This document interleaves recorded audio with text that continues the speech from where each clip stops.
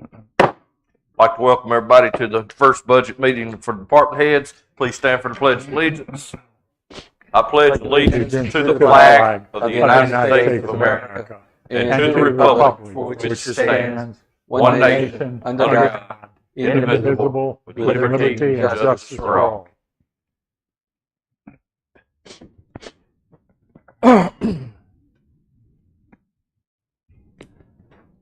There.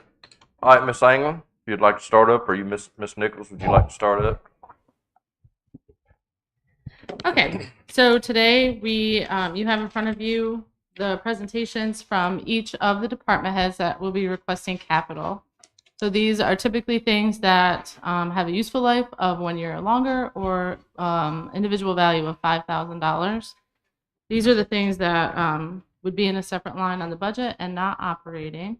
So today is about them being able to present to you what their needs and wants are, and if you have any questions about what they're telling you, this is the time to ask them. We're not going to make any decisions today. We're not cutting anything or voting on anything. This is just our opening workshop. We're going to start with the police department, and then have the fire department, and then public works, planning and inspections. They didn't have any capital this year. So we can start with the police department. Yeah,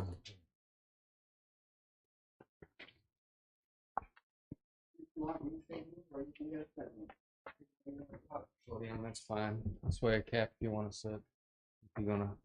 Good morning. Good morning. Morning, Ken. There we go. So in front of you is our requests for the upcoming fiscal year, and the first item, initially I was only going to ask for 2 cars this year because with our vehicle replacement schedule, and the vehicle replacement schedule is included in here, but it's a living document. And as you know, and we mentioned this during the Beach Patrol overview or Beach Patrol meeting, it wasn't an overview, that we're doing fairly well with our vehicles, extending the life out of them. Last year's budget, we were going to keep an extra car to have 2 spares for our part-time personnel to use. We have 5 part-time personnel, and if we have a car that goes down, or if we have 2 part-timers here at the same time, it's important to have another car here so that we don't have to run to somebody's house and get their car. When the assistant chief retired, we backfilled that position, and the assistant chief drove an unmarked vehicle. So when we backfilled the position, we needed a marked vehicle for that patrol officer. So he was issued one of the spare vehicles. So this year, I'm asking for 3 vehicles to replace 2 dinosaurs in the fleet. Vehicle number 3, which on the replacement schedule was set to be replaced in 2021. And vehicle number 7, which was going to be our spare. And on the replacement schedule, it was set to be replaced in 2022.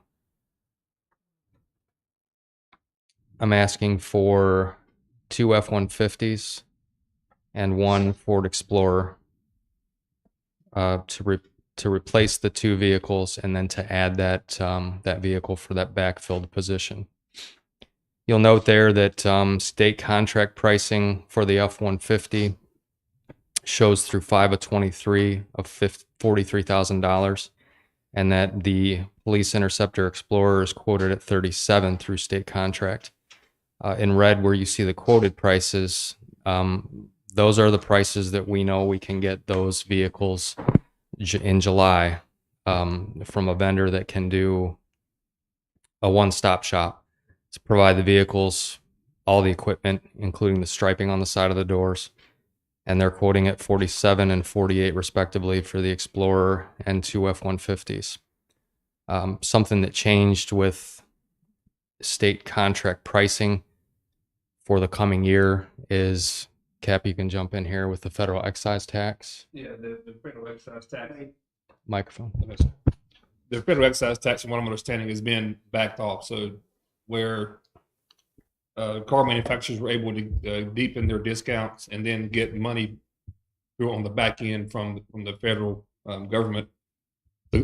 That Fed money has been reduced significantly, so that's why the prices are going up on our end. So that said, we're estimating that we're going to be in those price ranges to purchase these vehicles. The majority of the equipment from vehicle 3 and vehicle 7, and the numbers you'll see there is the for 3 and 7 are the amount of repairs that we've put into those vehicles since July. $5,500 for P3 and $25 for P7 so far this year. The equipment out of those vehicles can be transferred over, but remember, we're buying another vehicle that since we backfilled the position, so that means a brand new camera system, a brand new radar, a brand new radio, and that's why you'll see the upfitting price is where it sits at, because of all those that brand new equipment that needs to go into that additional vehicle. Chief, if I may, I think Sure. we're still going to need to keep P7 as the spare, It will be a spare, correct? so that equipment will have to stay in there. Right, but we still have to purchase That's not a purchase. one full set. Yes. Yeah. And these were due to be replaced in 21 and 22. Did I get that right? P3 was on, yeah, it was on the schedule to be replaced in 21, and P7 was due to be replaced in 22. Okay, I don't remember. Do you remember why we didn't do that?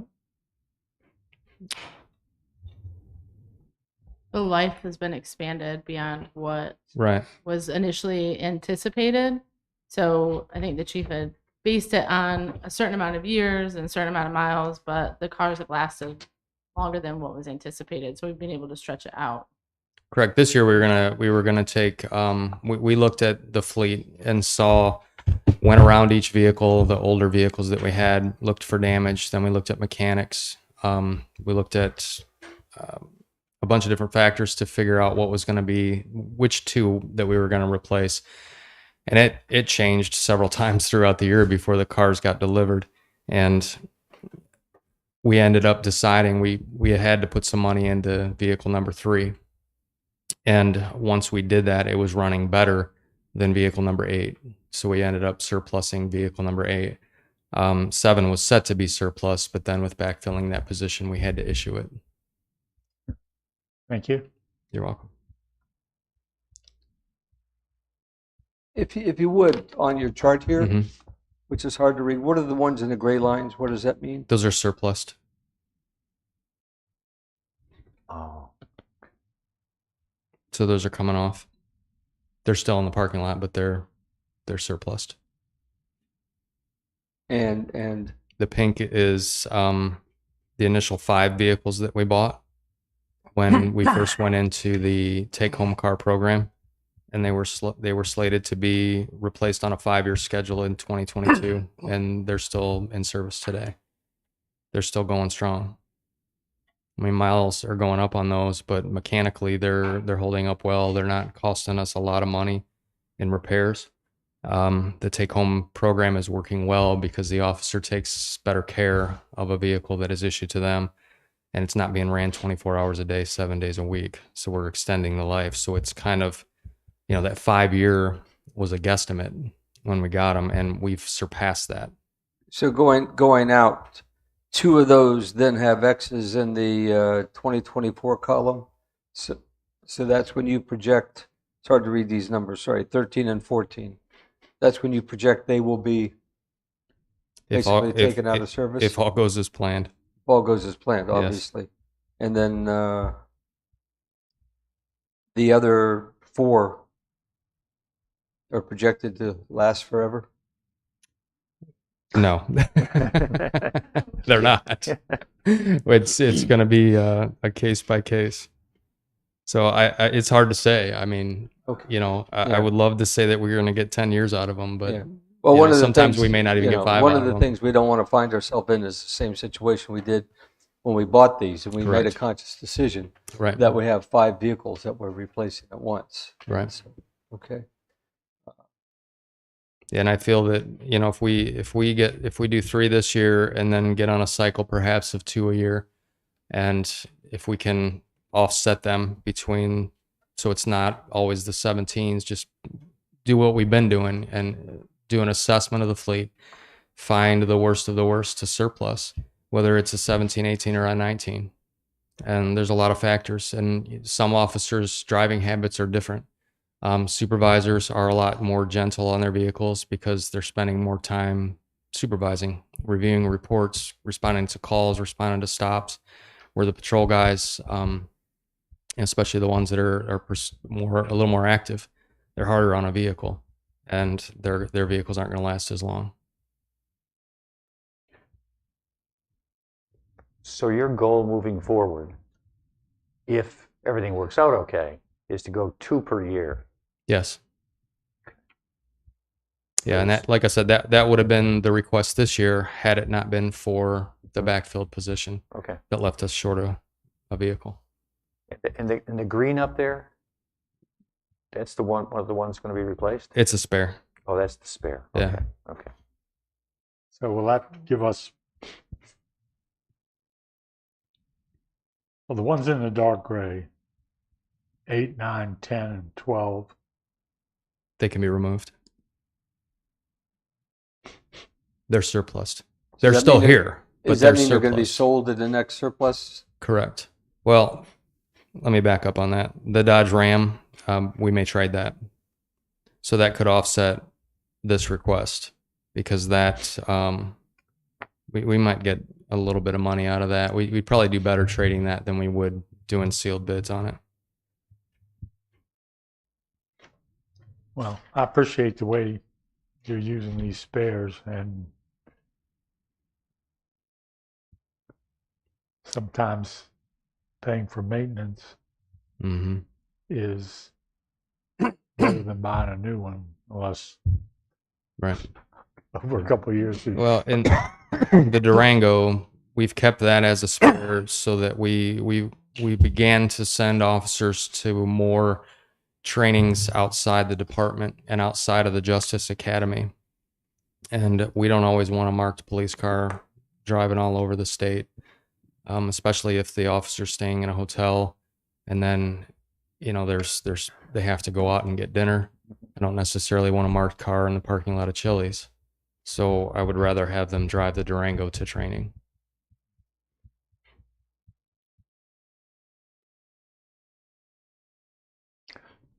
Okay. And that's what you want. We started with the big one first. The next, is there any other questions on the first request? Yeah, I'm good with it. I don't have any. No, I'm good. Okay. Yeah, that's good.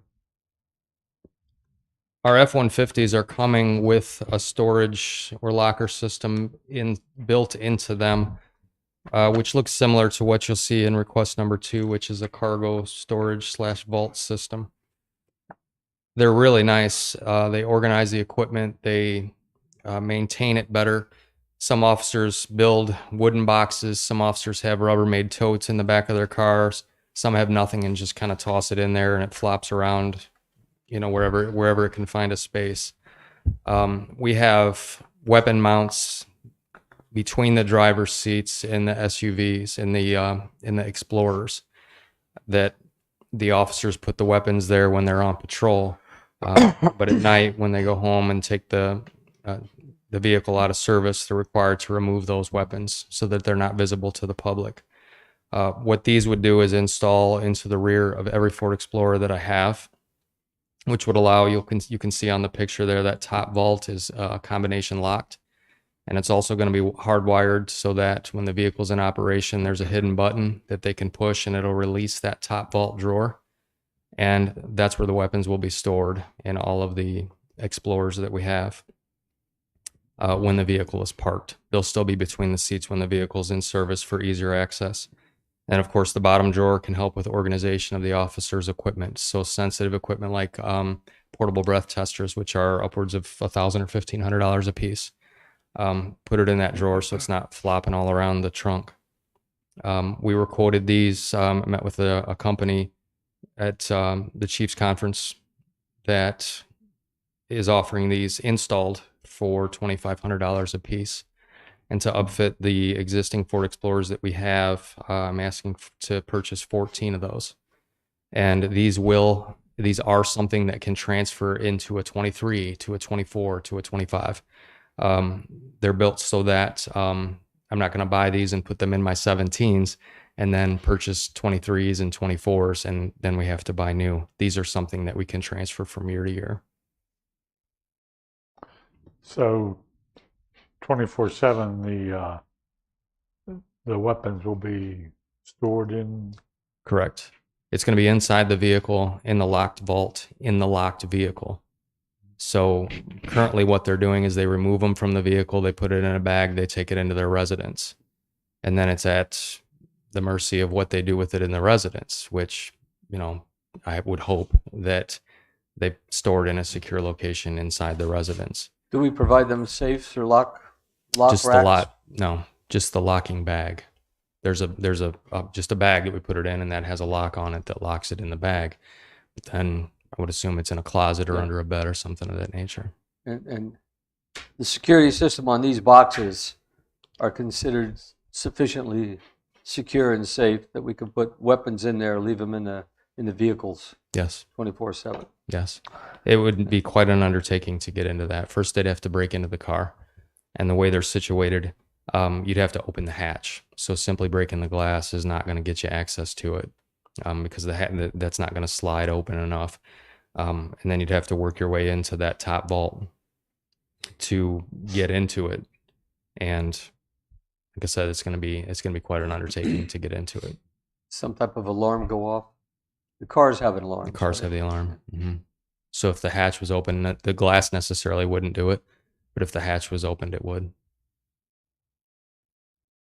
And as you said, once you buy these, they're transferable to all new vehicles.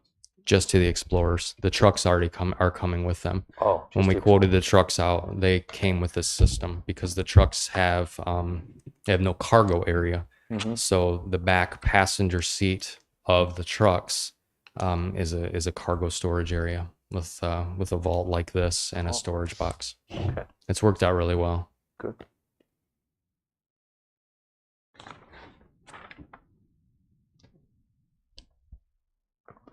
I'm good. Yeah. Thank you.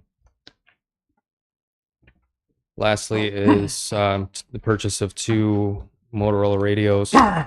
One of these radios we had when we purchased the Chevy Tahoe. It was wired for radio, but it didn't have a radio in it at the time. I want to install a radio into that vehicle. And then I want to have a base station radio, which will be a similar unit, just maintained in a box or some sort of base for the patrol room.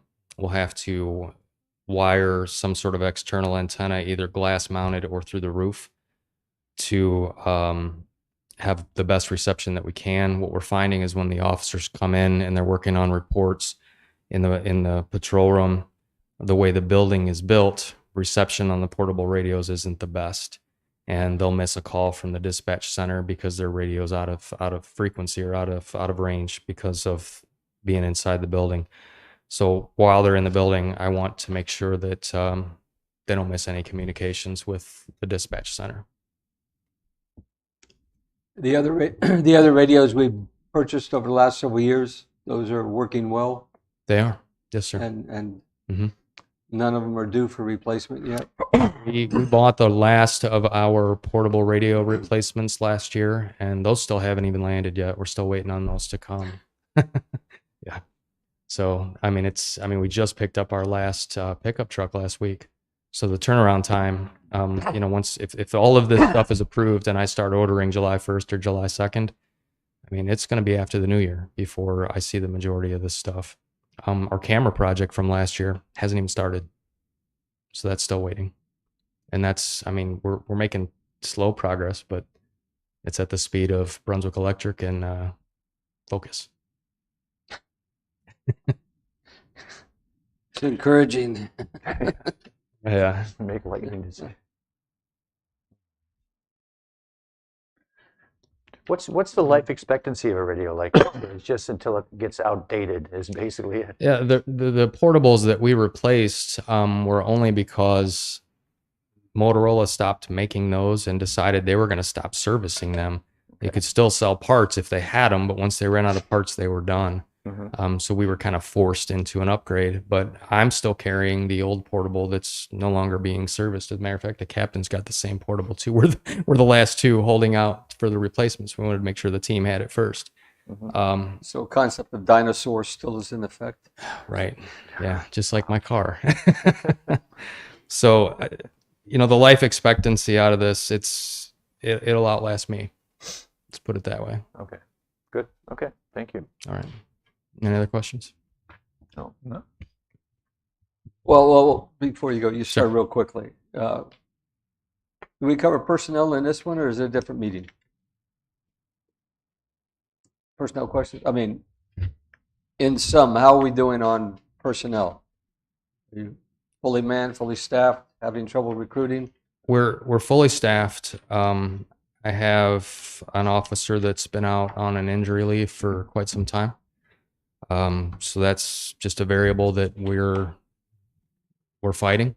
And until he's back, we're doing our best to replace as we can. What we've done is we pulled our animal control and code enforcement position and put him in a rotation to cover that vacancy. One thing that is going to spread us thin is having that vacancy and then pulling our two bodies off of parking enforcement and putting them on the beach strand. We're backfilling the beach strand position with part-time as much that we can so that we can have two people out there at all times. But on several shifts, that leaves us with two people on patrol for the rest of the town. And if someone calls off sick, if someone gets injured, then we're going to be scrambling again. Either the captain and myself are going to cover the road. We'll cover it with overtime or try to cover it with part-time employees. Ideally, extra personnel would absolutely help us in the summer months. But about 2 years ago, we authorized 2 additional people to be on the island. Correct. So Right. We have those yeah, working, and they did all last summer they spent on the island from 6 to 6. It's one person a day. So now that one person a day, because of the way the rotations work, is going to be on the strand. and we're going to have the civilian enforcement doing the Civilian parking enforcement on the is island. Correct. Yeah. But that leaves us 2 people for the remainder of the town. So if it's myself and Mr. Nern, let's say for example, and I make an arrest for a DWI, I'm out of service for, I would say, a minimum of 2 hours, if not more. Because by the time I process it, tow the vehicle, run the chemical test, take the person to Bolivia, and then if it's a blood draw, that takes even more time. So all that time I'm away, he's the only one. And if he needs backup, it's either got to be the person on the beach strand has to get on the buggy, drive to wherever their patrol car is, get in the patrol car and go back him up, or the person needs to we need to get somebody from the county or Ocean Isle Beach or another agency to come and back us up, because he's going to be left alone while I'm away. See, but my understanding was when we got those other 2 police officers, they were not being taken off the regular patrol shift. We normally have 1 supervisor and 2 officers. Isn't that Correct. the standard patrol? And then we got 2 other police officers to provide that 1 man, 1 officer per But what per that did is day. it evened out our shifts. And it, What we have is a supervisor and two patrolmen. Right. So we're going to put one of those officers on the beach strand, right? So that leaves a supervisor and a patrolman. Yeah. My point was when we authorized those 2 additional officers, that was in addition to what your normal patrolling was. 2 additional officers gave 1 person to be dedicated out there on the beach during the summer season. It wasn't to pull that officer off your regular patrol. Right, but we have a guy out, and now you want 2 people on the beach. when we went from 15 to 17, it evened us out so that we had 3 on every shift. So what happened was when we assigned one to the island in a marked patrol car, we still had 3 officers working in marked patrol vehicles. If the scenario I just gave you, I leave, that person can stay on patrol on the island watching for parking violations.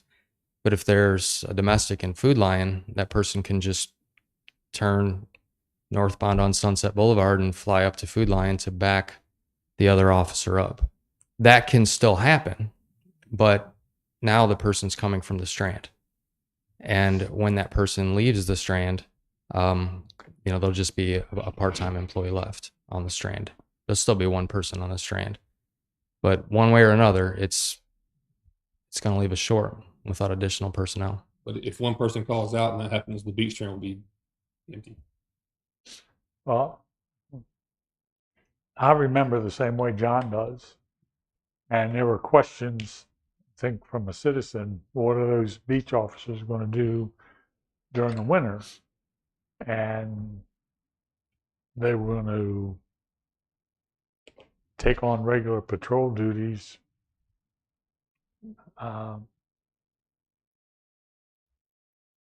And I don't know what happened to that.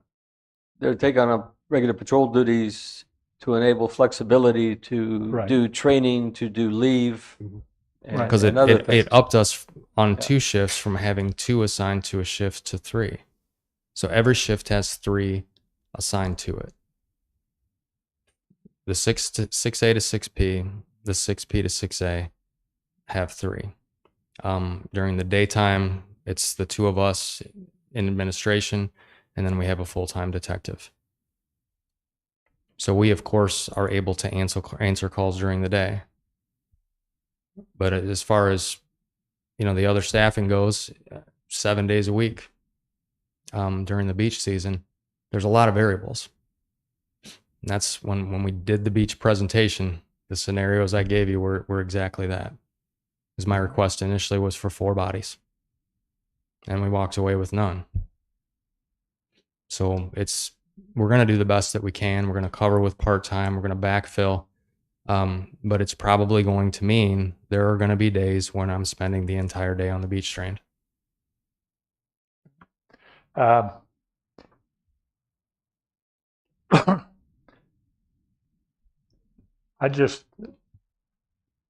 First of all, my whole life was spent in law enforcement and safety. So I want you guys safe out there. I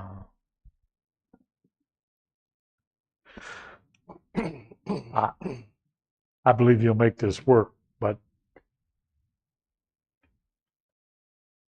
going back to what John said, I'm still a little confused about that. But you can make it work. Do you want me to grab an org chart? Would that help? An organizational chart? Would that help? No, we'll talk about that later. Okay. That'd be all right. Sure. Yeah. Okay. Yeah, I mean, we're going to make it work. And I mean, our focus is safety as well. And if that means that we're pulling bodies from here or there to cover, the road's the priority. I'm not going to send a guy to a domestic or a fight or a disturbance, even an unknown problem by himself or herself. Somebody's going to go with them. That's got to be the priority. And if that means we're pulling somebody off the beach, go back them up on a domestic, we'll deal with the cabanas when we get back out there. But the priority is the safety of the officers. And then, like I said, when we get back out to the Strand, we'll work to straighten out whatever's going on out there. And I want to add, my main concern is the safety of the officers on the street, Mine too. just because of my background. But we want to have enough officers out there to protect the citizens For sure. and be able to respond to their requests. So we'll go from here. Yes, we will. It would be good to hear during the course of the season, or, if you will, even just current records, how often we have been caught by events. Let me just simplify this. During the course of the season, keeping track of how often we have to pull the officer off the beach to go respond is a piece of information that we probably For sure. should be updated on a regular basis. I mean, that's information you can provide Yeah. the town administrator and put it in weekly reports of if we're sitting there and finding out in a given week, we've had 6 times that we've had to pull the beach officer off to go reinforce because of a problem, you know. Right. Yeah, and We that's would need that information to understand what's going on. it's brand new. So until we get a taste of what it's going to look like, it's all an unknown. I mean, I think we've got a good handle on how we're going to be able to do it utilizing part-time employees. But there's so many variables. Like I said, I mean, if somebody gets hurt, if one of the officers gets skin poisoning, or they get really badly sunburned out there, I don't know, just and they're off, then we got to figure out how we're going to backfill for that particular period. I would agree with John. You anticipate you're going to be stretched at times. Keep us informed on that. For sure. Let us know how it works, the plan for this year, how it works. Is it working, not working, how many times it doesn't work? We got to take that all in consideration. Keep us informed. That'll be good. For sure. Any other questions? No. All right. Before the chief leaves, there's one other piece that we want to present to you. We're not suggesting anything at this time, but the chief did some research with other police departments, and I've actually done some research across the state, and it looks like every town and county is competing with each other once again this year. Ocean Isle Beach they've upped their pay scale above ours once again, and on top of that, they are proposing a minimum of a 5% COLA and a 3% merit. Holden Beach has just done a pay scale, and their minimum starting officer is about over 4,000 above ours now. And on top of that, they're proposing a 6.9% COLA and a 5% merit.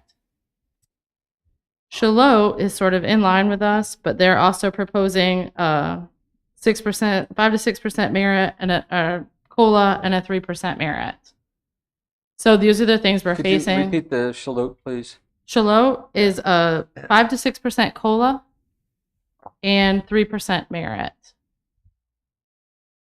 We are not actually presenting anything yet or a suggestion. We just want you all to know what's happening around us and what we're facing.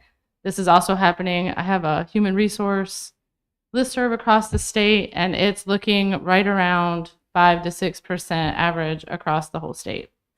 Because the CPI, the average that the state is reporting is 6.9%. And so everybody's trying to keep up with that, I suppose. Is that because of the shortage of police officers? Nope, this is actually town-wide. Okay. Oh, townwide. Okay. CPI. Wow.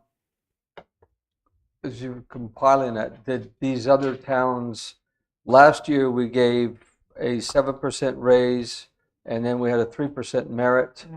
And it looks like we probably had about 80 to 90% of our people got a 3% merit raise too. Yeah. So a great majority of our town got about a 10% raise last year. Mhm. So did how many of the how other does towns. that match the other towns? Or are they So- a cycle behind us catching So up this year? if you look at Ocean Isle salaries, Yeah.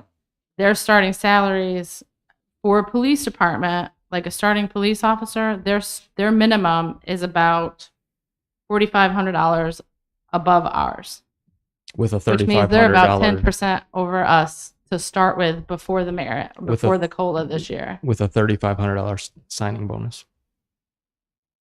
We have requested Holden Beach's pay scale study, and then we're hoping that we get that for across the board, because that'll give us an idea of where everybody's at, because that means they paid somebody to see where everybody's starting salaries are at and where their pay scales are at. That's why until we get that, we're not really proposing anything. We just want to make sure right out up front that you're aware of what's happening.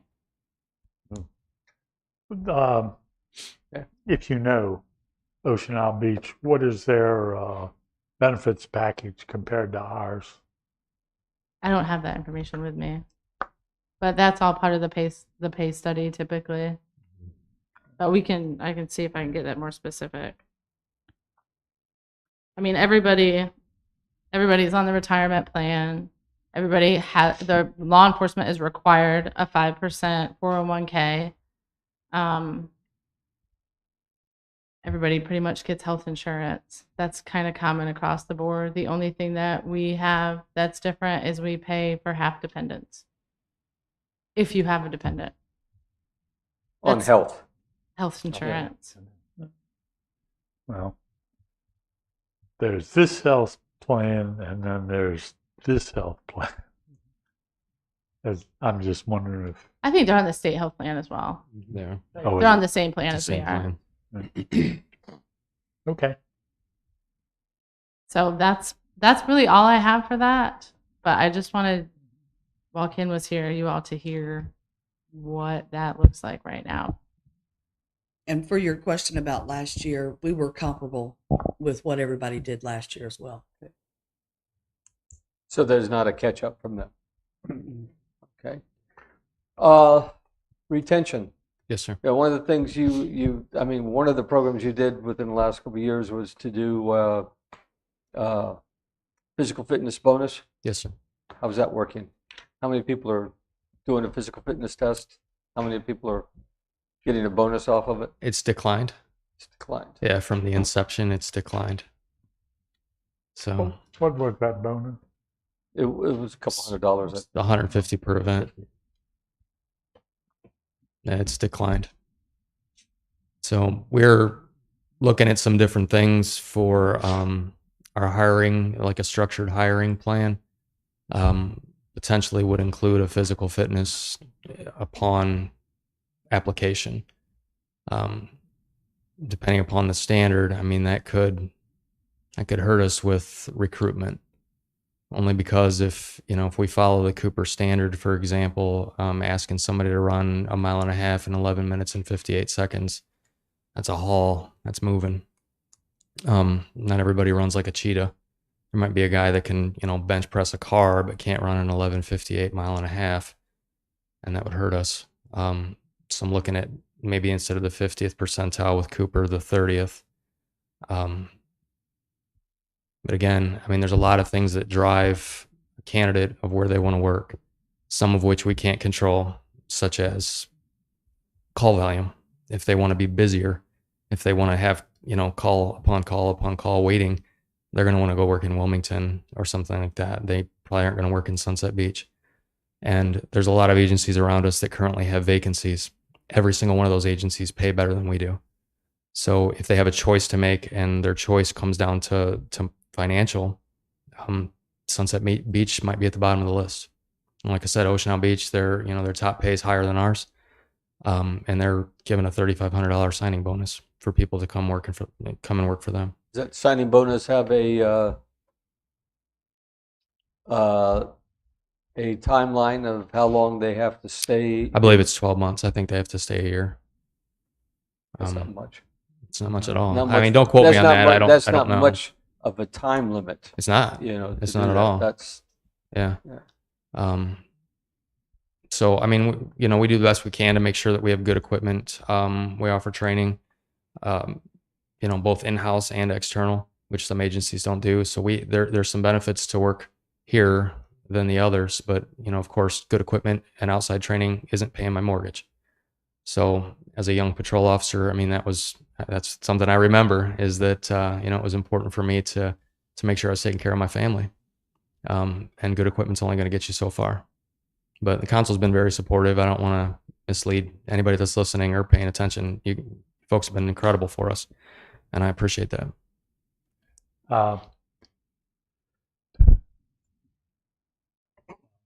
Yeah, if we do have to go to a signing bonus, which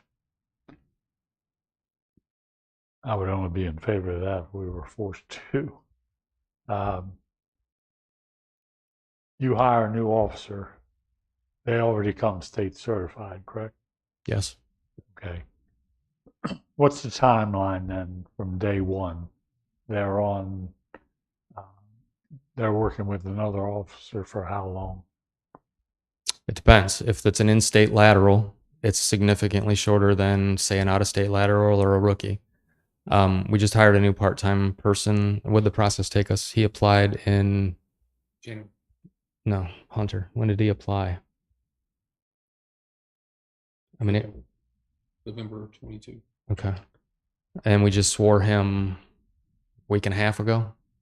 So just to get to that point, where we can make him an offer of employment and bring him in, and he's brand new, he's probably looking at a solid 3 months of training before he's released on his own. Now, when I say 3 months, of course, that's, how many days a month are we looking at that they work? 17 days a month because of the 12-hour shifts.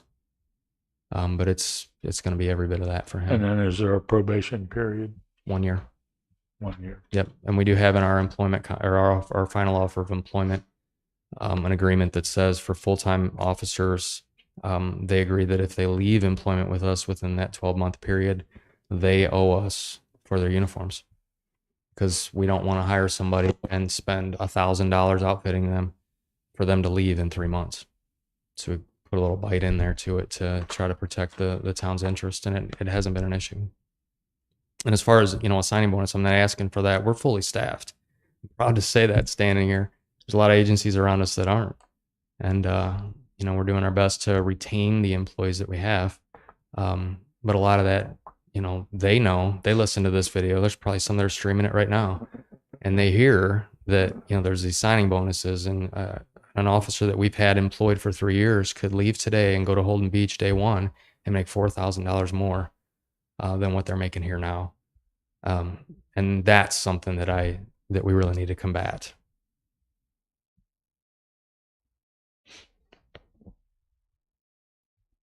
Well, that goes into town pay scale. We just looked at that last year, a year and a half ago, 2 years, 2 years ago. 2 years ago. That's why we requested the pay scale that was done by Holden Beach, because that'll give us an overview of the entire area and everybody similar to the beach towns around here. It'll give us more of a better picture. And the pay scale really moved them up. I was shocked to hear that they're potentially facing another 12% increase. Now, of course, their council could shoot the whole thing down, but it seems like Mr. Oppett said, it across the state, people are looking at, that 6.9 that was pushed out and saying, well, cost of living's going up. We need to do something.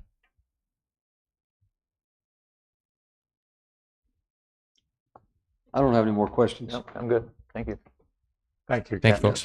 Thanks. Next up, fire chief.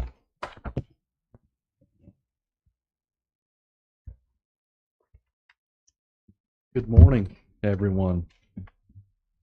Morning. To add on to that previous conversation, the FD competes more with Ori and Myrtle, North Myrtle, and things like that. So consider that.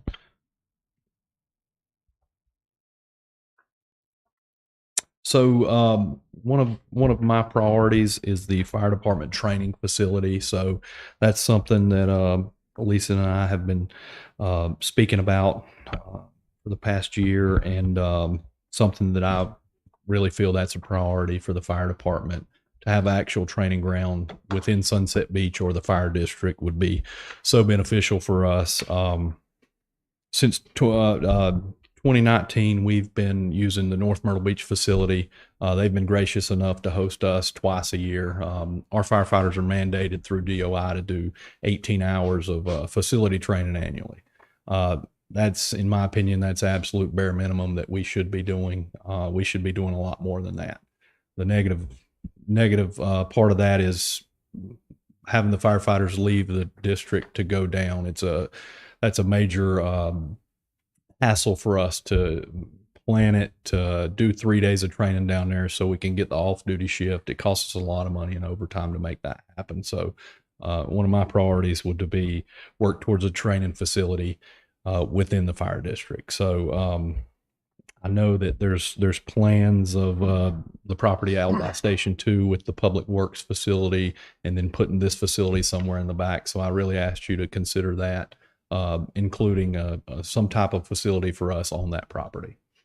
I really can't put a price on it yet because I don't know how big the property is going to be and what kind of limited space we're going to be working with. But as of 2 years ago, pricing for just the building alone was somewhere around $350,000. Now, granted, that was 2 years ago, so I'm sure there's been an increase there. But I really ask you to consider that. That's one of my priorities that we need here. So. Pete, what do you need in a training facility? Now, talk about the structure that you use and set fires and figure out how to put them out and all that. That's right. Is that all you need? Is it one structure on the facility, or is there more stuff there? One structure, preferably 3 stories in height. So you can do that different ways. There's a multitude of different buildings you can go with, but one of the cheaper options is a company. There's quite a few companies that do it, but it's think of Connex boxes that they stack on top of each other, 4 to 6 Connex boxes. We can do it in many ways, but you can burn inside the facility. You can do ladders off the side of the facility. It's a multi-use facility. So it's not strictly just for burning and going in a smoke-filled structure and removing victims. It's you can do everything with it. So it's a multi-use type structure. So we can pump apparatus at it. You can flow water, not damage anything, and just get years of service out of that type of facility. Okay, thank you. I don't know whether you have this number. We have to go to Tara. They're talking about 18 hours of overtime for 32 employees. Mm-hmm. What does that come to? That is not an easy question because everybody has different salaries. Yeah. So it's going to be different for every single employee. It's really hard. I wanted to get you a figure before this meeting, but it's not just the individual firefighters. So we need to have, when we do something like that, we've got to have 6 or 7 instructors. So not only are we paying our officers to come and do their portion of the training, we're paying them on the other days as well to come back and light fires and be safeties and things like that. So it's really expensive. And then the one of the big assets to that is we're taking an apparatus out of service. So when we go, we've got to take a fire truck with us. So you're losing that for Sunset Beach for, the majority of a day. So that's never a good thing.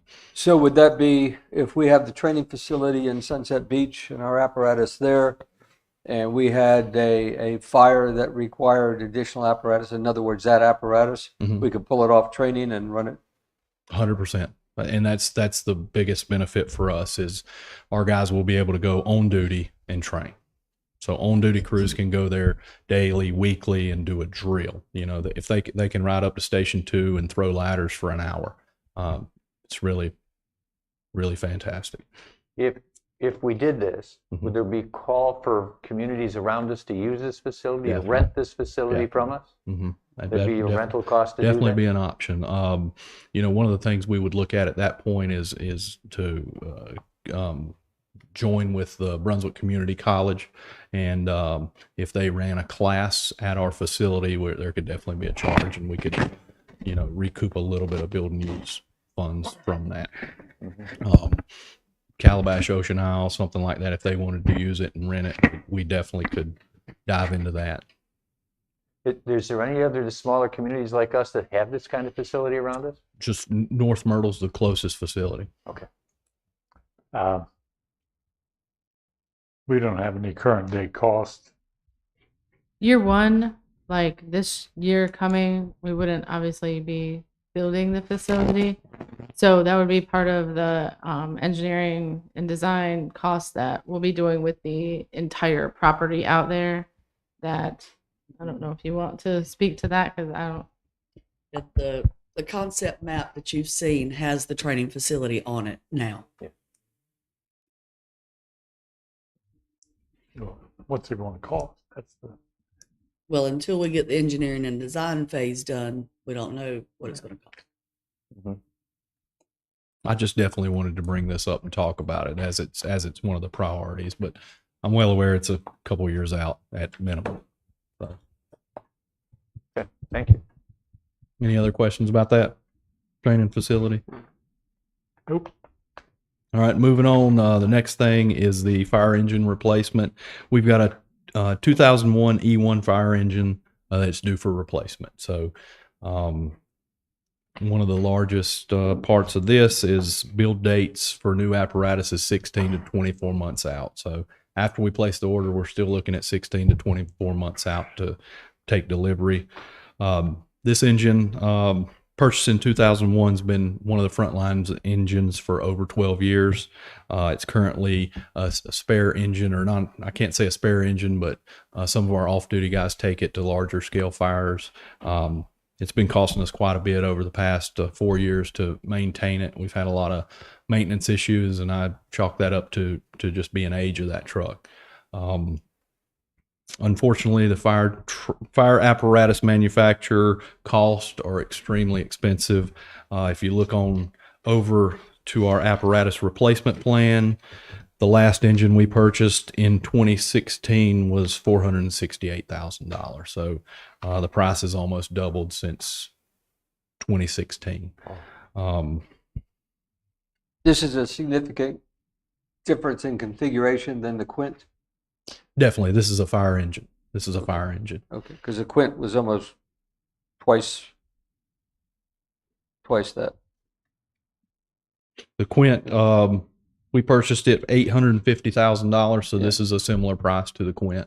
That Quint purchase that we made in 2021 is now well over $1 million. It's unfortunate. Cost of manufacture, they have trouble with labor and parts manufacture, and it's tough. So how many trucks do we have now on extended payment plans? So we currently have 2 on there. I should have gotten when they will be paid off, but I just thought of that right before you said that I don't have that information in front of me.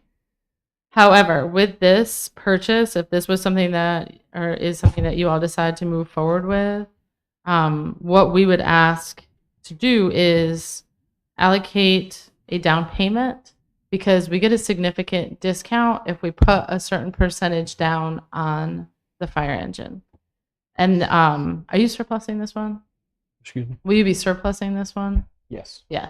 So if we surplus this and we find a company to surplus it to, you can also then, put that back into fund balance of whatever down payment that you put onto the fire engine. This would not end up being financed until a couple months before we expected delivery. So the financing for this would not take place until the following year's budget. So because the delivery is estimated at July of 2025, we would have to start going into the financing portion of this in like March, April of 2025. So the only thing that you would be budgeting now, well, you'd be committing to it, and then you'd be budgeting the down payment percentage, which I don't think we have that number. This is more of, is this the direction that you all want to go, so that we can lock in what the prices may be, so we won't have interest rates or anything like that, because that's changing constantly right now. So that's kind of what that process would look like for this. And it's, I can get the numbers of when the other ones will be paid off too. Yeah, the second one won't be paid off yet. Starting to finance in 2 years. The first one should be just about finished, Yeah, it should be. and the Quint should be. Because I want to still say that halfway was there. 2017. There was a refinance done on it, I'm because pretty sure. it was initially bought in 2016. Is that the one that's financed? Yeah, Yes. And then we refinanced it to get a lower interest rate, because interest rates went down prior to me coming here. So I would say it has a few years left on it. So it wouldn't have much time left on it, if anything at all, at that point. Because I want to say they're around 10 years. they're the ones we've done so far, 10-year plans. Yeah. So that should put us up to 26. Should we start financing Well, we it refinanced it in 2017. I do know that. and stretch it out another 10 years? Mm-hmm. Oh. I do believe so. Because we went with this different bank. Okay. All right. That's good. So that'll all show up when you give us the spreadsheets on the money, right? When? When you What? give us the spreadsheets on the actual money and dollars that we're Oh, talking yes. I about. thought you said on Monday. I'm like, no, not No. Monday. No, on the money. So, Yeah. so we will be able to see that, see how it fits into our overall. Yeah, so I guess you can try to see what the down payment would be on that. Definitely. Yeah. Okay. So, and the last thing I want to talk about is our apparatus replacement program. If you scroll down to the John Deere UTV, we've got one in reserve. We're keeping it as a reserve, just as a spare. I know it's due for replacement, but as we spoke in one of the previous meetings, we're going to kind of see how this beach patrol season goes, because obviously we're going to be using less UTVs and putting less mileage on the UTVs. So I'm not asking for any UTV replacement. I kind of want to get through the season, see how it goes. And You moved one of those UTVs over to the police department, Correct, right? correct. Okay. Is that shown here? I removed it once they took possession. I removed it off of our plan. Okay, so we have one reserve and 3 active UTVs. Correct. Okay. Correct. Which technically another one of those is one of the reserves, but it's still in good shape. So Okay. So I missed that. Are you asking to buy another one? no. No. I'm just letting you know it's due for replacement this year. We're not going to consider that, and I feel like we've got enough pending. So you have 1 reserve, 3 active. Correct. Okay. Correct.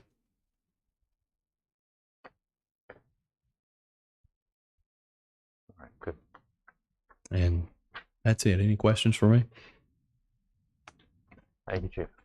So any other equipment that you need No, sir. comes out of your operating costs? Yes, sir. Okay. Mhm. It's Except on occasion you've gone in for grants and stuff like that correct. where we've had to approve, Correct. I think, the large fire hoses, If stuff like that. yes. And you don't need any of that stuff. I will come back to you with a grant at some point, and when a grant opens up for us, we'll definitely be applying and see if we can get some of the things that are needed in next year's budget. Get a deep discount on that, but not right now. How are you doing manpower now?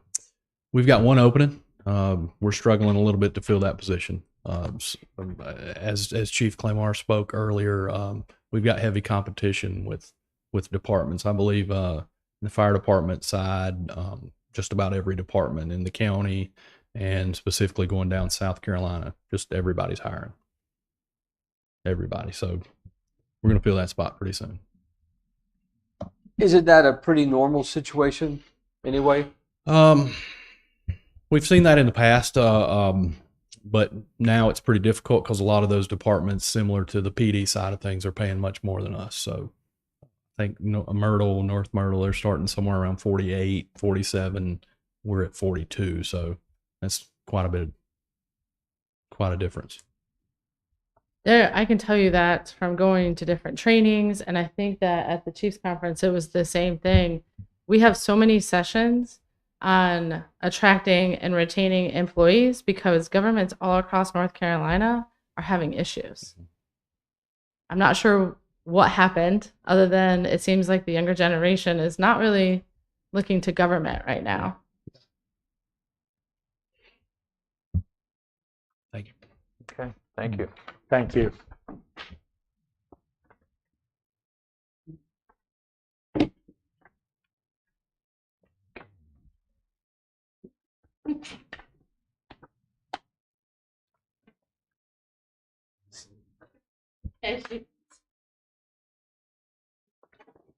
Morning, folks. Morning, Matt. Good morning, Matthew. See this? We're good. All right. Mine's fairly easy this morning. I hope. Not much asking for, but so the first page we have is the beach erosion, which is the walkways. So last year we budgeted for 9th Street, 33rd, 34th, and 37th, 4 walkways. We only had one vendor bid on that, and they came in well overpriced than what we budgeted for. Mm-hmm. So we actually in-house attacked 37th And then as you see 29th, which would be for this coming year, we did that in-house. The majority of it, we didn't get all the steps and everything done. It was too much material, too much labor for us to try to hit that before the season starts.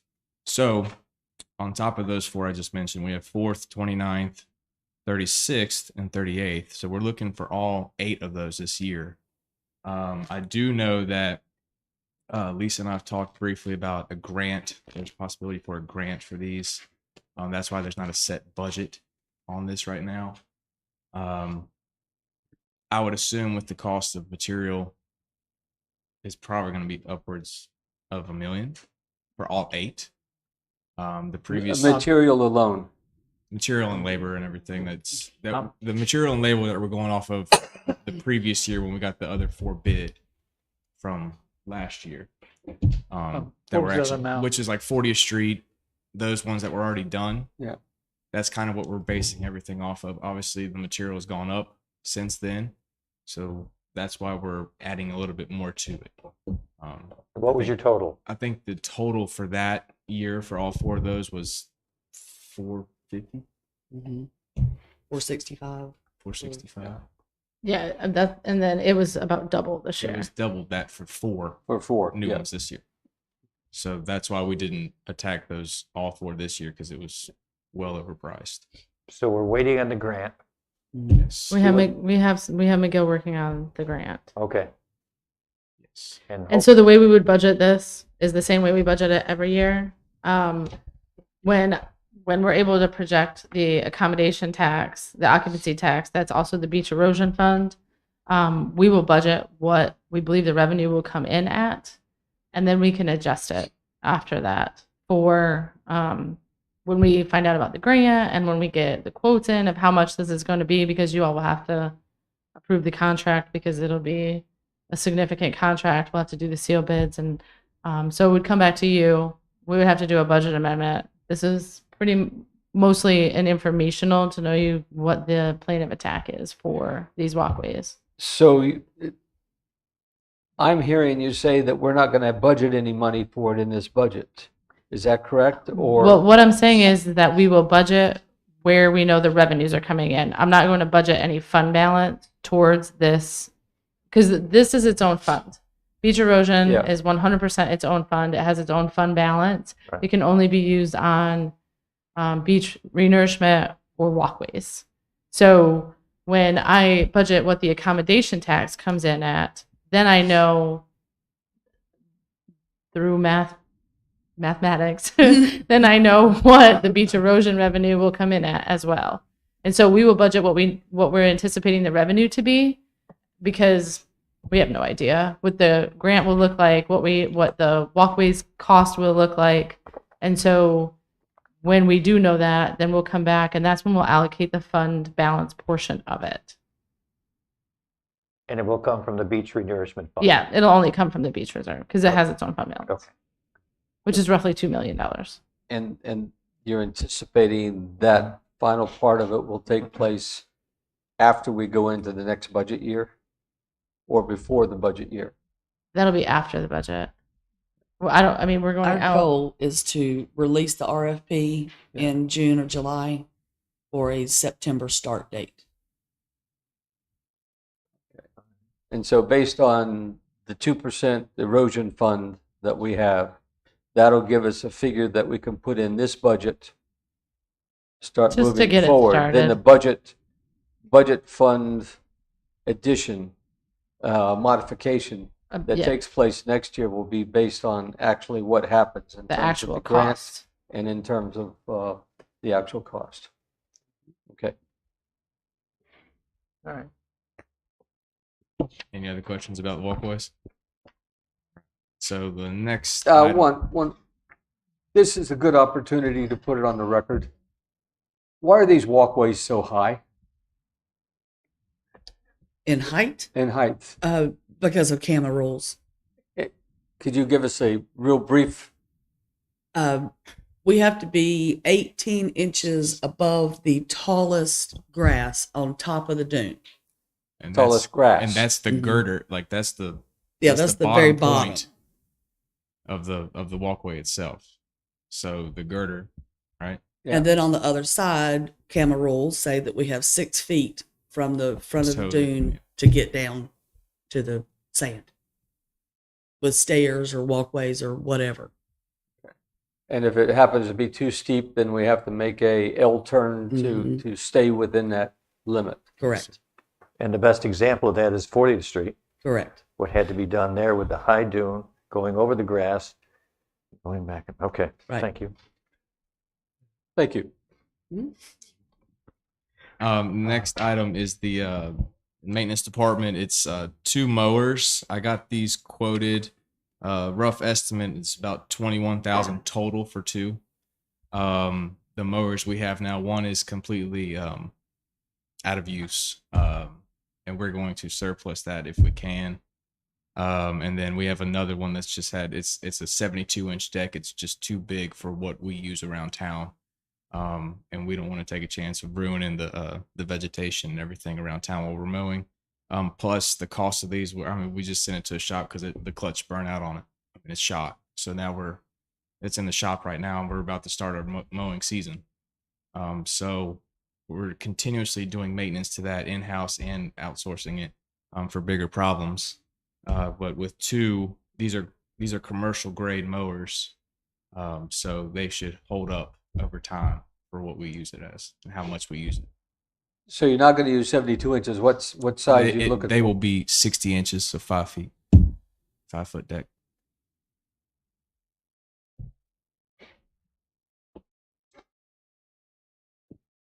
Oh, and I will surplus the 72-inch as well once we're able to. If we get approved for this eventually and order them, then we will surplus everything once we get them in. I did talk with one vendor, and they said that once we order, if we're able to, they could actually demo a couple for us until ours come in. So we'll have mowers going all summer long, whether it's the old ones or temporary ones. Do you traditionally have both mowers going 20 or all summer long, all over the place? All over the place, Okay. almost all day long, all across the town, island, mainland, seaside station, everywhere. Yep. Plus, we also maintain the right of ways on the state roads. So, right down here on Sunset Boulevard, on the causeway and everything. It's a state road, but we had an agreement with the state, so we're maintaining that. And you need these mowers. Okay. There is an option with this that I just thought of. We were not actually able to pave this year. So there is money in the streets department. If this is something that you do want to decide on, if it's something that the Public Works Department needs now, you can approve without taking anything from fund balance at this time if you wanted to move forward with that, because they do have a surplus in their department right now due to the street paving not being able to move forward, which is around 140,000. That's the Powell bill? No, that's separate. We're not spending that either. That'll go back into, that has its own fund as well. So we usually match in the streets department what we're spending on Powell bill. So there was 140,000 in the current budget for street paving that will not be used. So that's a possibility if it is something. I didn't mention this to Matt because I actually didn't think about it. So he could basically go ahead and purchase these mowers now. And so that would take it off this budget that we're talking It would about. 100% Okay. take it off the budget. Is that a decision we can make now? Yes. Now, why didn't we Have we- pay? Go ahead. And it's basically just a nod. You don't need to give us a vote Done. Because the money's already in the it's already budget. there. And I have, through budgeting, being the budget officer and the budgeting authority on this, I can move the money without your approval within a department. But Yes. because it's already been presented to you, it is a capital asset, a consensus would be good. Yes. I think it makes sense to make the purchase now. Absolutely, Yes. yes. Get the things. Thank you. Stop paying to repair that I other one. appreciate it. We appreciate that. Yeah. One question, why didn't we, for people listening, why didn't we pave this year? Paving cost. That's okay, thank you. That was easy. We're waiting for the price to come down. Hopefully. Hopefully. All right. And last thing I have here is so we have a multi-hog at our shop now. It's actually currently has a vacuum attachment, and it has a mower attachment for the really, really hot days that we use. But it also has an attachment here for a high pressure cleaner. We can use that for the sidewalk on the island, pervious sidewalk, cleaning off the tops and trying to infiltrate into the concrete itself to open everything up. That way, in rain events, it actually does drain properly. We can also use that on streetscapes down the boulevard and over here at Town Park. We can go over the paved walkway. We can go over the parking lot and clean all that up and open up the pores. There's not a price on yours because I just got a price late last night. It's $36,000 for just the head, the attachment. So you would put this head on equipment you already have. Yes, sir. Yes, sir. What is, when you spray the water, then where does the water go? Any that The goal is for it to infiltrate into the pervious concrete, so it would go into all the pores. which we're required to do anyway, right? So and also too, I mean, with that, it's just it'll make it look a lot nicer. It'll make it look brand new again, like when we just poured it. So it'll clean off the surface and everything as well. And plus, whatever doesn't get into the pores, I mean, it's sandy soil most of the area around here, so it's going to infiltrate fairly quickly. It's not just going to be standing on the side of the road or on the sidewalk itself. So one of the main pervious areas is the sidewalk on the island. Is that right? Yes, sir. Yeah. Don't we have a vacuum cleaner that we're supposed to use on that once a month? We do. Do we do that? We did for a while. Now it's to be honest, the fabrication that we had come up with wasn't the most useful. So we now use our shovels, our backpack blowers, things like that to actually clean off the sidewalk weekly, especially after rain events.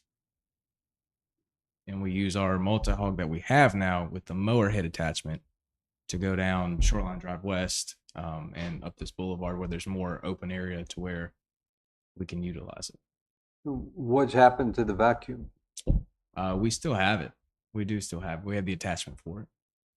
But with so many hoses and everything for this, with the hydraulic hoses for this mower head, it's honestly a pain. And a lot of the stuff that was on the island and everything, a lot of these driveways are rock.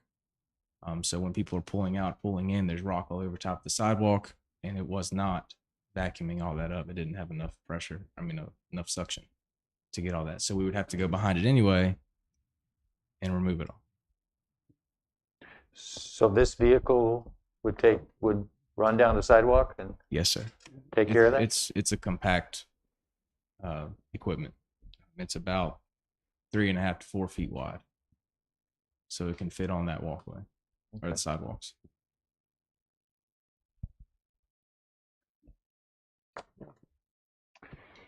Well, we need to maintain that. We paid over $1 million for the sidewalk. So And he also has the money to buy this now as well.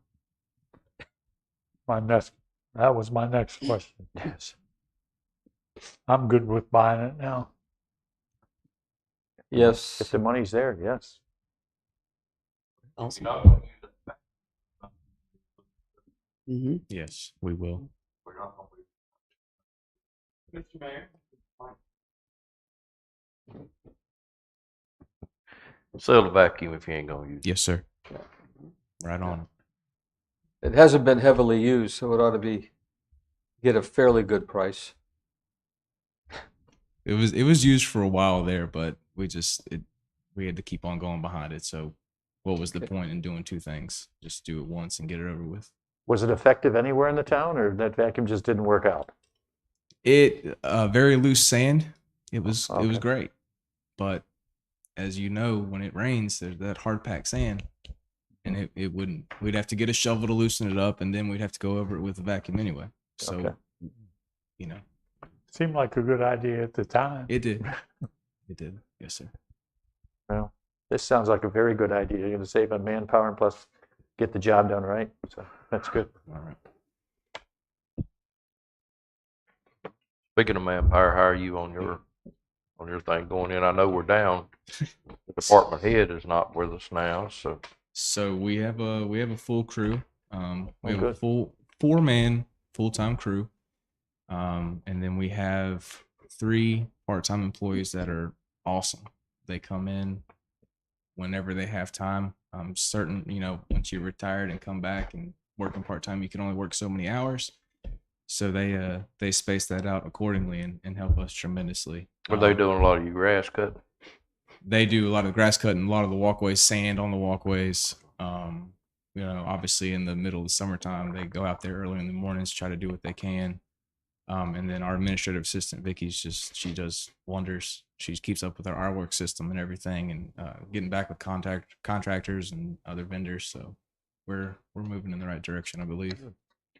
How is your stormwater plan doing now? It's a 10-year plan. Yes, sir. You were ahead of schedule at one point. We're still ahead of schedule. Okay. I did not bring that in here, and I will have it by the next time we meet.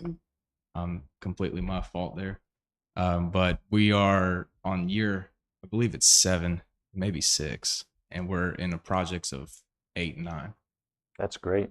altogether. Now there has been years that we have jumped over certain projects according to needs.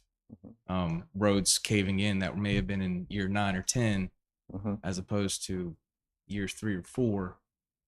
So it's just an assessment that I need to look at and get back with you. So you're doing 2 jobs right now. The stormwater with the taking Dustin's place.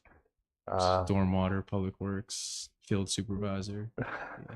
A couple different jobs. You handling all that okay? Is everything going good for you? Yeah, I mean, I can't complain. I mean, Okay. I'm here, I'm alive, so Okay. I'm breathing, so I'm all right. I like your attitude.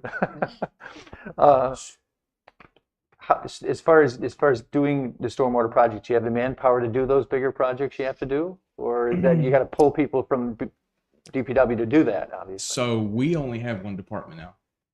Yes. You do know that? Yes. Okay. We know that. Yeah. So the 4 employees, full-time employees that we have are the 4 Both full-time for ways. stormwater, Okay. public works. All right. I like that. And it's nothing against the guys that I have there. Some of them just don't have experience in stormwater work, and I don't feel comfortable putting someone in a ditch, depending on how deep it is. Plus, some stuff we can't do because we just don't have the equipment. We don't have a trench box. We can't shore far enough away. So that causes for contractors, especially the bigger jobs. Some jobs we can do in house that maybe be 3-4 feet deep. But again, I can't be in a ditch and on a machine. I got one part-time guy that's great on a machine, but he's not here all week. It may take a week or so to do. So, I mean, we could do it in-house. It would be very, very slow. So if we're doing other jobs, if we're doing walkways or repairing bathrooms or whatever the case may be, I don't want to have an open trench wherever in the town. I agree. So contracting out is, in the long run, is cheaper and safer and faster. All 3, yes, sir. So where does that show up in our budget? Contracting, we're doing year 7, we got 8 and 9 coming up. Where does the cost of contracting for those specific projects? That'll come in stormwater budget. So that'll be part of the numbers that we bring you prior to the April 11th meeting. We do it. It's in the infrastructure and repair and maintenance line. It'll be in the notes off to the side of the worksheets that you'll get. And what I can do in the meantime is get up with contractors for what projects I see that we need to look into this year. Hopefully they'll respond quickly and give me some kind of quote to see where we're moving forward when I actually bring you the numbers. So we had a 10-year plan. At what point do we start adding year 11 and 12 because the 10-year plan doesn't solve all our problems for forever. Right. I mean, And- we've and- already, yeah, and sorry to interrupt, but we've already done a few projects that were never even on the list because of safety issues. Okay. So, yeah, I But I completely- mean, I anticipate we'd start identifying projects that would go out in priority for year 10, 11, 12. Right. To keep this going. It's been a good, effective program for us, I think. yes, sir. And we can get McGill to come in and do another evaluation of our entire system and reevaluate. All right. At what point in time is it useful to do that? If we're getting, if we're Probably now. ahead of time, pardon? Probably now. Because Mhm. Yeah, we've got two very large items that have been dropped in our lap in the Oyster Point area because of the state doing away with stormwater permits. And it automatically became the responsibility of the town. Are we sure of that now? We are. We are sure of that. Okay. Okay. Yes, we have been notified.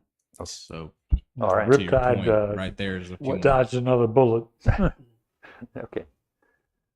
So those are going to be very costly, Okay. both of those. And we'll get information on that eventually. Mm-hmm. yes, sir. What? Matt, do we still have Jerry working part-time? Yes, sir. Yeah, that's my equipment operator I'm talking about. Oh, That's what I thought. Yeah, he's pretty he, smooth. Yes, sir. he knows the sewer system too, so. Yeah, yes, he does. Anything else? I think that's it. Thank you, Matt. Thank you, Matt. Thanks. Yes, sir. Thank you. You're good to go. Ken wanted to address you all once again, Go ahead. please. Thank you. Just a point of clarification since we're on the record. I had to pull the org chart because I was scratching my head. And once I saw this, I did want to mention the two people that we did have added for parking. You were correct, Mr. Nern and Mr. Corbett. That did give us a fourth body on day shift. Our animal control guy constituted, he was working a 5/8. So Monday through Friday, there would be 4. And on the other shift, there were 4 people. So if we pull 1 a day, that did leave us with 3 remaining. Currently, though, with the injury, it gives us 4 on one and 3 on the other. So I just wanted to clarify that. Okay. All right. You got it then. No more injuries, please. Yes. Thank you. Keep them healthy. So in your packet, you also have some of all of the suggestions that we received from the community. There was also quite a few that were received about the website, but I was able to let them know that we are working on the website and that that is already taken care of. We don't have to put that in the budget again. So I'll just kind of go through the community suggestions that we have. The first one is wanting us to continue with our stormwater plan, which we just discussed, and we are definitely working on that. They suggested contracting out crews, and that was also part of our community discussion we just had. This one is in regard to our Welcome to Sunset Beach signs. Near the Bill Clark's new signs, they feel that it overpowers our Sunset Beach sign. They would like to see that we replace our Welcome to Sunset Beach signs with bigger signs. And it says one with palm trees, replace the old one with palm trees, and also the one from where we enter from Calabash. In the sharp corner, there's a sign there. Is that the only 2 signs we have? The one Like Bill Clark, that. the one by the Regency there? Mhm. Okay, those are the 2 signs. Okay. So that was one suggestion. Another one is having 2 dog wash stations at the beach. I guess to get sand off of the dogs when they come off the beach. By by the one, they would like to see one by the gazebo and one at 40th. Well, we don't have water at the 40th, do we? So that would be a major endeavor, easements on property. We don't have any dog walk station at the gazebo now, that I know of, right? No, okay. All right.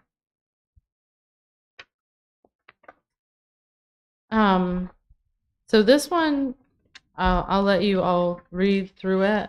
The summary of it is that they feel as though we need a better plan for enhancement and beautification of Sunset Beach. There are some issues with this because some of it is, I think some of where they're talking about, we're not actually able to do anything in those areas. You can correct that, isn't that accurate? So they're wanting to see, I think, more greenery, more palm trees. They're wanting the town to kind of spruce up what we have.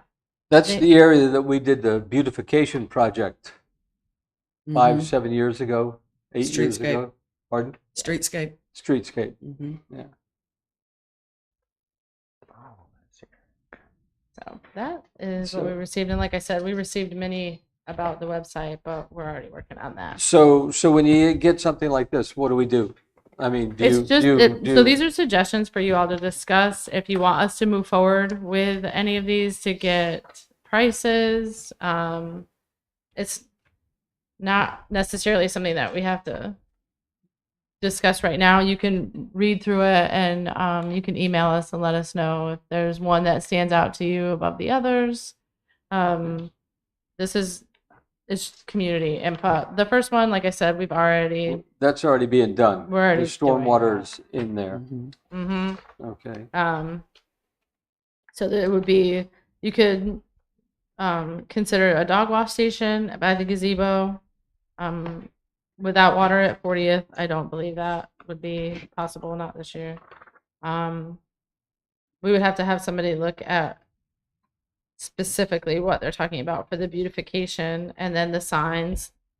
That's if you all wanted to consider revisiting the signs. Well, one thing we could do is get an estimate of the cost and location where how we would fit a dog wash.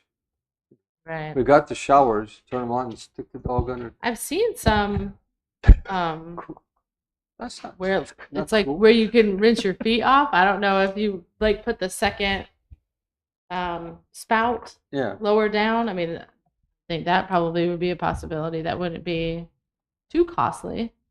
That makes sense. Well, Okay. if staff We'll look could at look that one. into what are options for doing that, then you can look into what are costs of doing that if it's reasonable.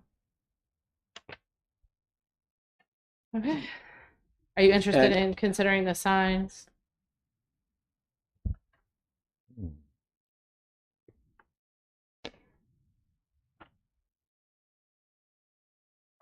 I would think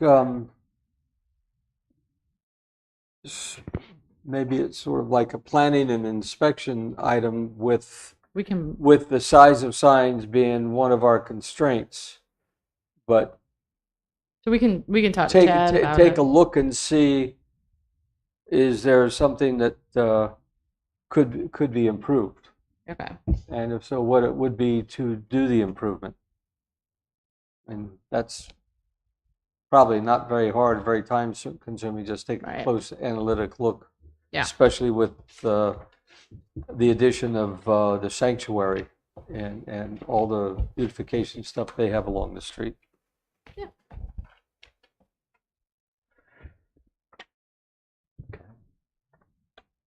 What are the limitations beyond the streetscape that we already have out there on the island? In terms of, we have easements where we have to do this stuff. We can't do it on people's properties. Right. Correct. I mean, we put in lights, we put in curbing and parking, we put in landscaping. I would say perhaps contact these people and say, what do you have in mind besides just a a generic enhance and beautify what's there. Well, they had that second sheet there. I didn't read it yet. Oh, I didn't read This is that the either. long one, yeah. No. Did you guys read this part? Yeah, the second page is more specific. This is from the same person. Yes. Mhm. We got- Yes. Yes, okay.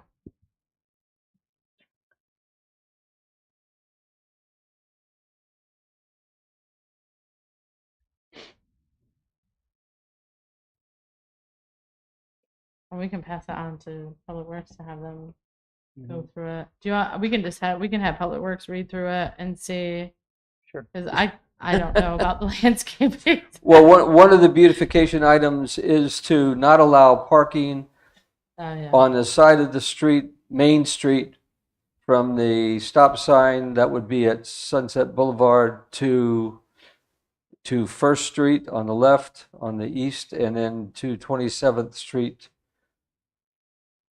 That would be a factor that the parking committee would consider, but that's talking about removing about 15 spaces total, which has an impact on other parts of our community if we did that.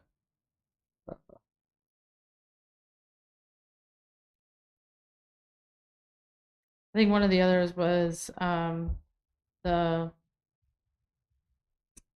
Piers parking lot, but we can't do anything with that either.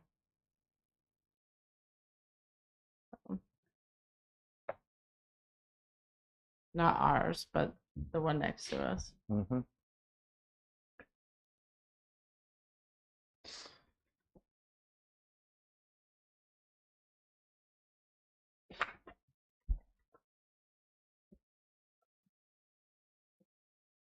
You have anything? Well, I would say have the staff, look Yeah. at these and just see what kind of options we have to do that, rather than making a decision without any information. And administration and finance, we are not asking for any capital, anything. We expect the new website will come online hopefully by the end of the month or the 1st of April. We'll roll that out live. And the needs assessment for town hall is beginning next week. And then when we get that report back, then we'll be coming back and asking for engineering and design money for the renovation for town hall and for the construction of public works and the fire station too. And that would be part of this budget. The Yes. engineering and design. Yeah, part the was- engineering and design part will be, and it's probably maybe 50,000 would be that for those two. Okay. Planning and inspection. Planning and inspections aren't asking for any capital either. Mm-mm. It's going to be a pretty solid operating budget with just a couple of things that you've heard this morning. Mm-hmm. Any other surprises? Well, there's a pleasant surprise possibly. So I've gotten an updated preliminary scroll as of March 7th. These are probably not the numbers that we'll end up with because the appeal process will not be done until April. But revenues have come in significantly, should come in significantly higher than they did last year for property tax. We're looking at a potential 1.5 million increase in ad valorem taxes. That's property tax. This is all Depending on appeals, it can come down a lot if the county approves appeals. this is all about reassessment, This is based on the reval. revale. Okay.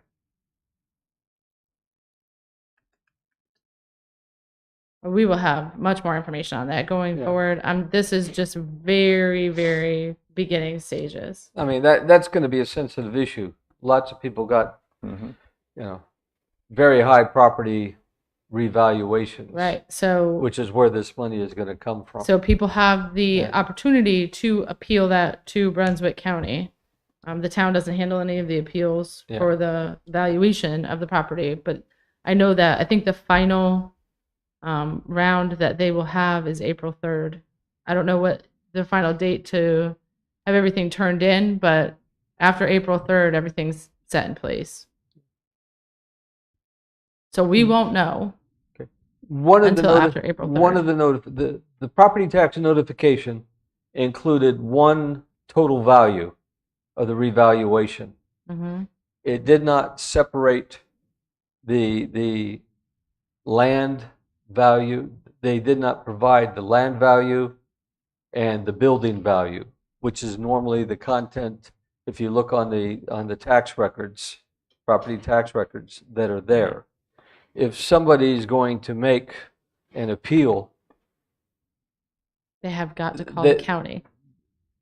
and does county have that breakdown? Do you know if The is county gonna handles s- all of the property taxes and all of the revaluations. We do not have that. No, I understand that, but as the financial officer for the town, that's something that affects every one of our taxpayers. Is They don't know- keep us in the loop on the reval at all. So that it's 100% my the request would be county. for the town to put in a request to tell the community when that information is going to be available to the taxpayers. Rather than a bunch of individual people calling and doing that. That's not getting any progress right now, and the online tax records, which So you- the form that we got said, go to the tax record, for your information. The only information that is online as of basically last Friday is last year's taxes. The new tax information is there. If somebody's doing an appeal, the information is not being readily available and not where they said it was available to get. So my So request, you're wanting me to request my them request to- is, as a town representative, say, when are you going to make the detailed tax information available so people can determine a strategy for how to appeal? And I you will mean find the, out if they are going to do that. Okay. and you mean the detail between what your land your increased to building. and what your building increased? Yeah, I mean, Okay. if they say your value now is 500,000, normally it would have 200,000 of that is land and 300,000 is the building.